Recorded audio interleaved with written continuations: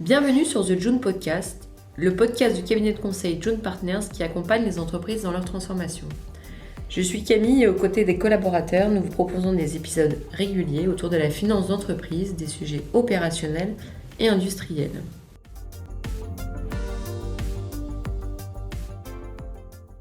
La mesure de l'impact des activités de l'entreprise sur leur écosystème est aujourd'hui nécessaire pour continuer à créer de la valeur. La réglementation entourant la responsabilité sociétale de l'entreprise, appelée RSE, se structure de plus en plus. Elle oblige les entreprises à mesurer leur impact environnemental, social et sociétal au-delà de l'aspect économique. Ainsi, la promulgation de la loi Pacte, Plan d'action pour la croissance et la transformation des entreprises en 2019, a contribué à renforcer la RSE. La RSE devient donc un véritable sujet stratégique pour les dirigeants, puisque cela touche toutes les branches de l'entreprise. Comment je vais produire, comment je vais vendre, comment je recrute. Ainsi aujourd'hui, je suis ravie d'accueillir Paul Guerrier et Émilie Thévenet, tous les deux associés chez June Partners, qui vont revenir sur cette démarche RSE et ce tournant que prennent les directions générales, ainsi que les différents points de vigilance qui doivent être pris en compte. Bonjour à tous les deux. Bonjour Camille. Bonjour Camille. Alors, la RSE aujourd'hui est souvent évoquée par les médias et par les nombreuses entreprises que vous accompagnez. Pouvez-vous nous rappeler en quelques mots déjà ce qu'est la RSE ? Alors la RSE, donc tout d'abord, c'est l'engagement que prennent les entreprises pour avoir un impact positif sur leur écosystème, que ce soit en interne ou en externe.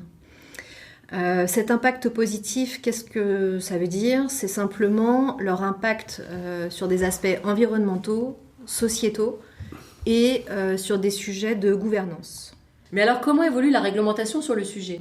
Alors, la réglementation, effectivement, elle va générer aujourd'hui cette accélération que l'on a au sein des entreprises. Au niveau des réglementations, on a 3 gros textes aujourd'hui qui donnent le tempo dans les organisations. Le premier étant la taxonomie, ensuite la CSRD et le troisième, la SFRD. La taxonomie, l'objectif en 2 mots, c'est simplement de définir les activités durables et de réaliser le classement de ces activités au sein de l'entreprise.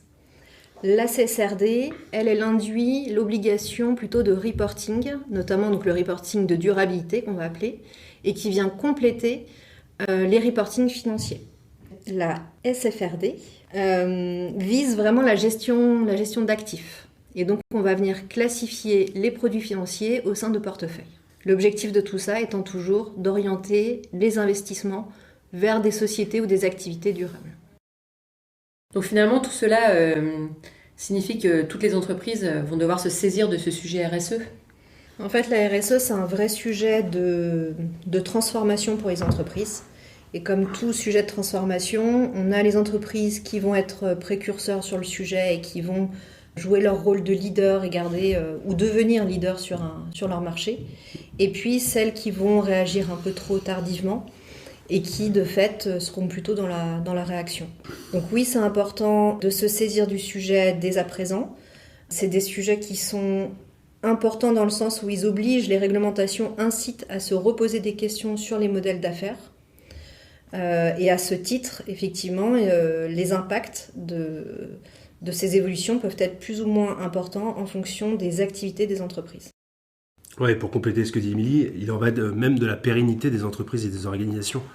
Ce qu'on voit aujourd'hui, c'est que notre conviction, c'est qu'un chef d'entreprise ou des actionnaires qui ne se saisissent pas de ces sujets-là, de transformation profonde de l'économie et on va dire de manière macro, vont être des entreprises qui vont détruire de la valeur dans les prochaines années, parce qu'elles vont se couper de plein de choses, elles vont se couper de tout un tas de sources de financement bancaire sur les marchés financiers, et elles vont devoir faire face au regard de plus en plus intense et exigeant des consommateurs, de leurs salariés, ce qui fait qu'aujourd'hui, notamment quand on assiste des entreprises dans des définitions de plans d'affaires ou de plans stratégiques, les enjeux de la RSE au sens large sont totalement imbriqués dans la réflexion stratégique.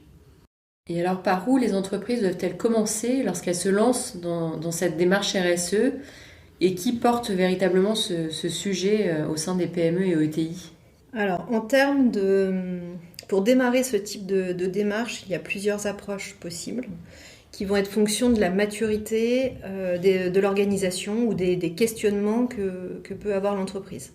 La première chose, certaines vont démarrer par une approche orientée environnement. Et ceci au travers de la réalisation des bilans carbone ou de réflexion sur la comptabilité environnementale. Donc c'est un premier axe. Le deuxième axe, ça peut être un axe beaucoup plus reporting, avec la mise en place de la CSRD et de réfléchir comment mettre en place ou préparer la mise en place de ce reporting de durabilité. Ce qu'on remarque avec ces deux premiers axes, c'est que dans tous les cas, on est beaucoup sur des sujets de données et de mesures de la performance sur ces sujets-là. Et donc l'intérêt de ces deux approches-là, c'est qu'elles permettent de réaliser un état des lieux, de définir les objectifs que l'on souhaite atteindre à horizon 2030-2050 et d'en déduire ensuite la trajectoire que l'on souhaite suivre et donc forcément derrière de décliner tout ça avec des plans d'action opérationnels. Il y a une troisième approche qui est plus globale et qui peut être simplement de faire un diagnostic avec une approche très holistique du sujet, c'est-à-dire les systèmes d'information, la data, les process, l'organisation et la gouvernance que l'on souhaite mettre en place. Et donc c'est un diagnostic global de l'entreprise et de la manière dont elle peut prendre ce sujet à son compte et comment l'adresser véritablement.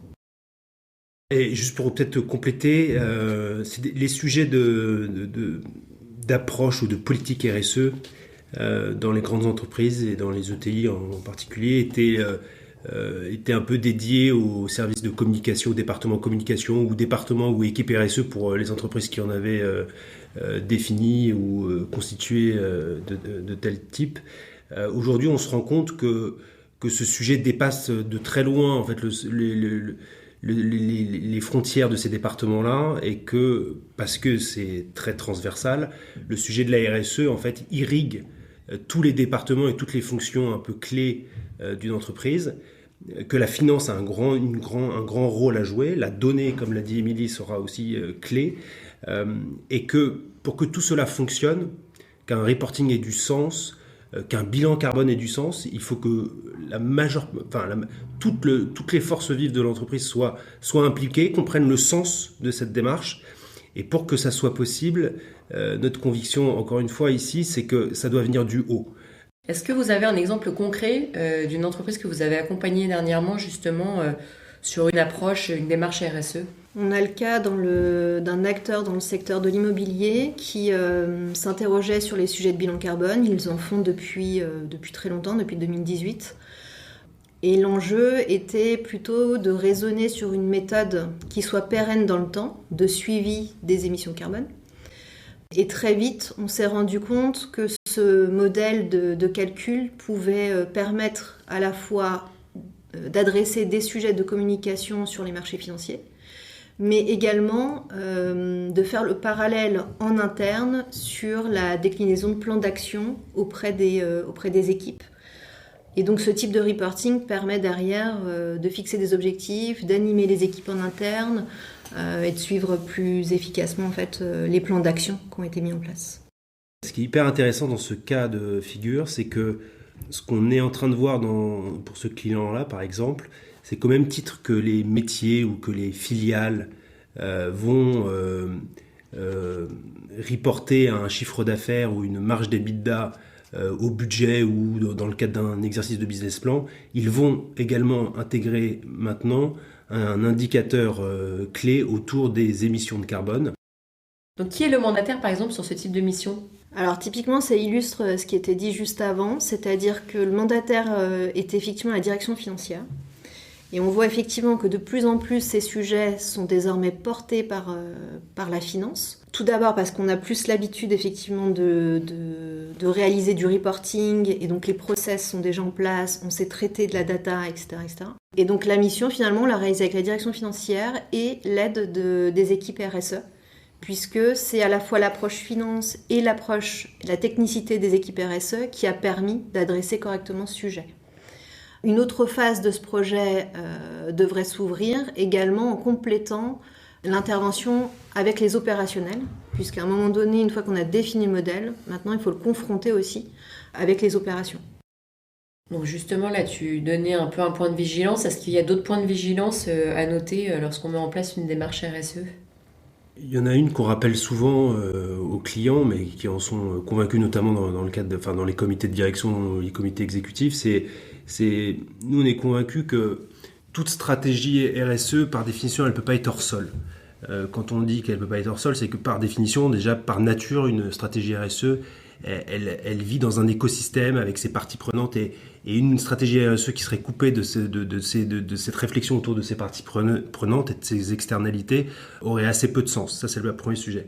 Après, la deuxième conviction, c'est que une stratégie RSE, pour qu'elle soit réaliste et transformante, il faut qu'elle puisse être économiquement viable. Ça paraît une évidence, ce que je dis, mais dans pas mal de cas, on a pu voir des stratégies RSE ou des plans d'action être mis en place, dessinés dans des entreprises et rejetés au bout de quelques semaines ou quelques mois par la direction générale au seul motif que c'était totalement irréaliste. Et donc c'est très important d'embarquer dans toute cette démarche-là cette notion d'alignement entre intérêt de transformation RSE et intérêt économique. Il est important également de bien définir les priorités lorsqu'on va travailler sur ces sujets. C'est des sujets qui sont très vastes, très transverses, et donc il faut bien fixer ses priorités au regard des enjeux de l'entreprise. Ensuite, je pense que c'est important également d'adopter sur ces sujets-là une méthode de gestion de projet, au même titre qu'on peut le faire sur d'autres sujets, avec des équipes dédiées, des sponsors, des comités réguliers de suivi, de manière à ce que dans le temps, on accouche véritablement de quelque chose et qu'on suive les actions, les plans d'action qui ont été définis. Mettre en place des KPI, des objectifs pour suivre l'avancement. Et donc voilà, donc la gestion de projet, je pense que c'est quelque chose qui est important dans la mise en place de ce type de sujet. Il y a un troisième point sur lequel on alerte souvent aussi, et même pour nous, June, personne morale, c'est la cohérence. Il faut toujours garder ce souci de cohérence dans les choix, dans les curseurs qui sont pris ou les efforts qui sont mis en avant sur des actions et des plans d'action RSE. Je prends un exemple tout bête, par exemple une société qui est dans les services et qui a finalement assez peu d'impact environnemental par rapport, si on la compare à une activité fortement carbonée comme peuvent être des nombreuses industries en France. Cette société de services, si elle fonde toute sa politique RSE sur des enjeux environnementaux et qu'elle oublie totalement le S de RSE, elle passe quand même en grande partie à côté du sujet. Voilà. Donc le sujet de la cohérence est hyper important. La démarche RSE est donc bénéfique à long terme pour l'entreprise si elle est abordée comme un projet de transformation partagé avec toutes les parties prenantes. Mais avant tout, c'est l'implication de la direction générale dans cette démarche qui assurera cette réussite. Merci beaucoup à tous et à bientôt pour un prochain épisode. Merci beaucoup. Merci.